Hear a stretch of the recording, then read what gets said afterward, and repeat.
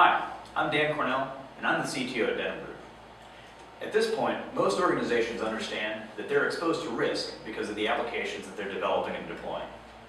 Whether this comes from applications developed in-house, custom applications developed by third parties, packaged software that's deployed and possibly customized, or software as a service applications, all apps can expose an organization to some risk.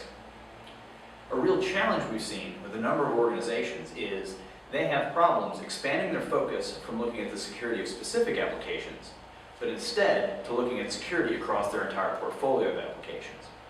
So in this presentation, we're going to talk through some metrics that we've developed with organizations to help them take that strategic portfolio level view of their assessment and assurance program. We're first going to look at breadth. What percentage of the organization's portfolio of applications have been identified, and what percentage of those applications are actually under some sort of a software assessment or software assurance program? Then we're going to look at depth. When you're making decisions about testing applications, there are a number of things to take into account.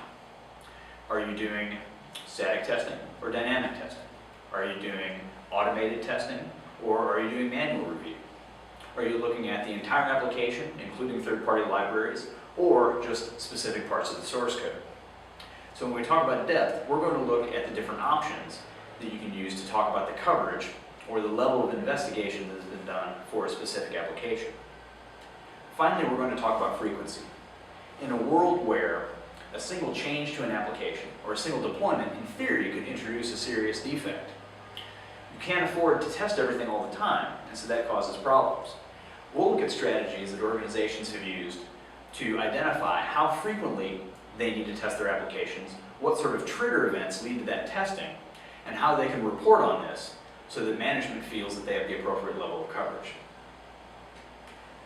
The goal of this presentation is that everyone walks away with a more strategic and portfolio level view of their application testing program, as well as some metrics they can easily implement to start to describe this program.